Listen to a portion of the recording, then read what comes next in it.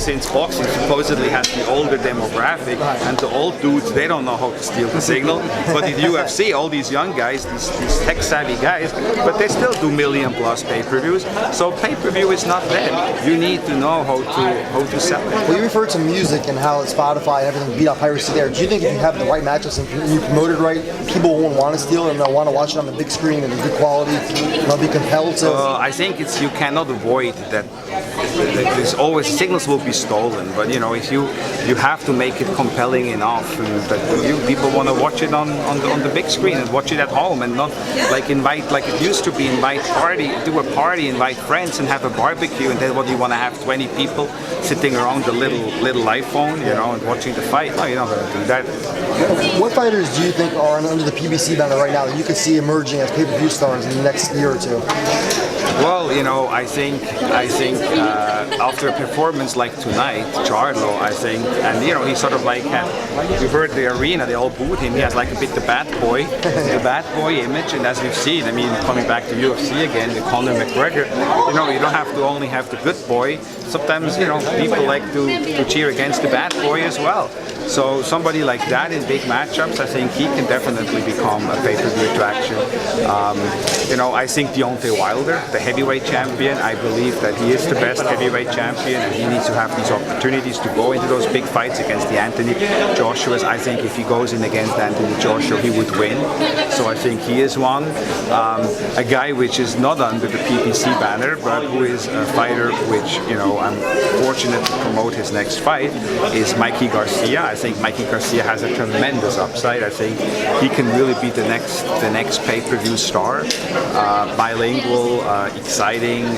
You know, I mean, knows how, has a punch, knows how to box. It's just like is ready. I mean, to really break through. So there is you know, there's some fighters. Another guy which I think is going to be the future of the sport.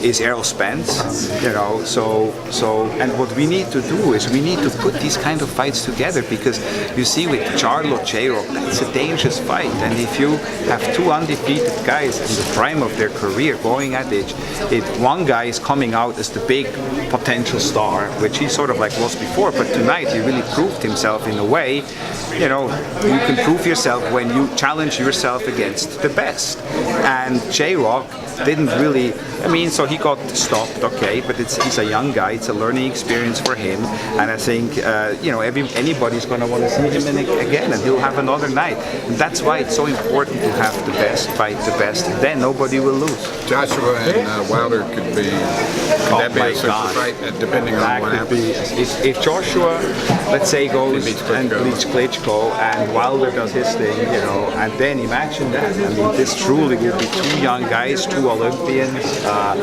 two big guys, two big punchers. You know, the question is going to be whose chin is going to hold up better.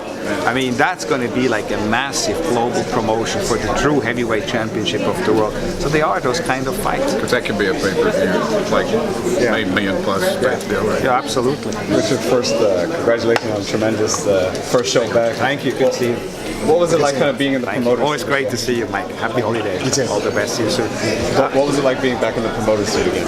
Well, it was fun. You know, it was very meaningful to promote such a great card. And I remember Cuellar-Mares actually was the first champion at Golden Boy, and here I'm doing my first show at RIngstar, and the first champion is Cuellar-Mares. So I'm very happy for him. And Cuellar, you know, came up short tonight, but I know he'll be champion again. So it was a great card. I mean, Charlo and, you know, all those guys, Lipinets, Ruben, I mean, all those, just like, it was great fights, you know, it was a great venue, by the way, as well. The crowd was really into it, and definitely a place to come back to. Charlo had a tremendous performance, looked great, obviously, against great competition, but then that thing happened afterwards. What were your thoughts on that whole situation? Well, you know, I saw there were some issues, and I jumped into the ring and, you know, tried to calm him down a bit. He was just so excited. It was the excitement, you know. I mean, this was like, there was a lot of pressure on him, and there were a lot of people doubting him, saying, you know, he was avoiding J-Rock for so long, you know, and so on. And so there were a lot of doubters, and I think he proved then tonight all these doubters wrong, and it was like raw emotion there in the ring. There was no like ill will or so. He just sort of like, he was still in the moment, and I could see it in his eyes, and he was like still like ready to go, and I was almost scared a bit, you know.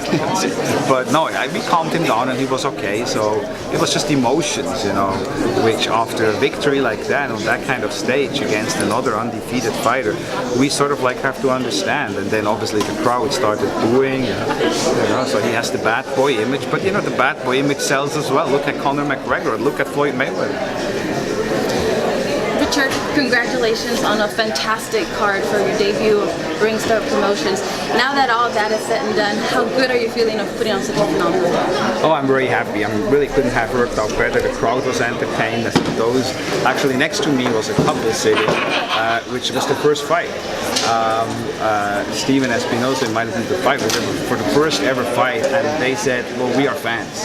And I think those who came tonight, I thought that like the reaction I think you would get from all of them tonight was really entertainment, and it showed the people who has never seen boxing how great and how exciting boxing can be, and those who have seen it are reminded, you know, on why they are boxing fans. And you know, I know 2016 some people say it was a difficult year and so on, but nights like that I think make up for maybe some of those other fights, because tonight was a great night for boxing. Cuellar-Mares did a phenomenal job following the game plan to perfection. What was your thoughts on this performance? Well, discipline, and it just showed how good Cuellar-Mares is, now a four-time world champion. He's clearly one of the most skilled fighters.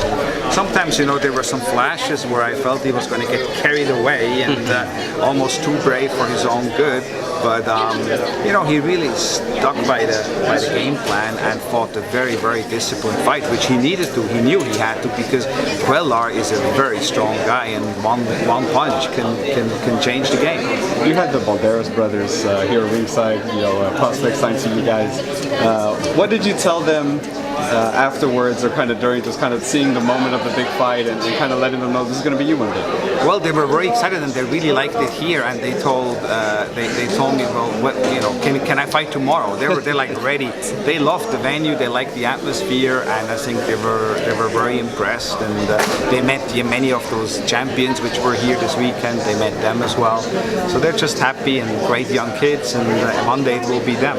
Charlo said that he may jump up to 160. Obviously, Triple G's at 160, but there's a man in between 154 and 160 that doesn't have an opponent yet. His name is Canelo-Charlo. Who would you want to see Canelo fight next? And should, part two to that question, should Charlo jump right in to the 160 mix, or take the one, like do the Andre Ward route? Well, that's really not something I can answer. You would have to ask him. You know, I'm more like looking at it from like what fights would the fans like? What would be entertaining in the ring? What would be fights I would like to see as a fan? And I have to tell you, with Charlo sort of like wanting to move up, and Canelo wanting to move up as well, in a way, they're sort of like in the same boat. Neither one really is like, okay, let's just go to 160, but sort of like thinking about it. Both of their names start with a C and end with an O, and you have exactly, somebody's O must go. So you have that, you know, and then Canelo likes to fight in Texas. Charlo is from Texas, so you know, so you start like, you know, I start like thinking, it's like, man, and you know, and Oscar and me, we know each other, so you know, I mean, I can just imagine it would be a hell of a promotion. I think everybody would have a great time, the fans would be entertained, and I think it would be a big pay-per-view. It doesn't seem like you gave that a lot of thought. Oh, I'm just thinking here, you know, I mean, in a matter of a few seconds. So imagine if I would think for like 5 minutes. minutes. All the shit I would come up with. It grew organically. Is this Well, the you type of guys card? helped a little bit. Is this the type of card that fans should expect from RingStar coming forward? Because obviously you had this one, it was a great card. Then you have Mikey Garcia, Dejan, and Leo Santa Cruz in Frampton coming up. So should we expect this Well, type let of me cards? ask you, when I was a Golden Boy, I delivered fights like that. Yes, you did. I mean, I really didn't deliver many mismatches. Let's face it. I mean, I had like Garcia and Matisse on an undercard. Okay, I mean, like unheard of. So I'm a fan. I like to see great fights, and I like to get great fights done. All right, thank you guys. Happy New Year.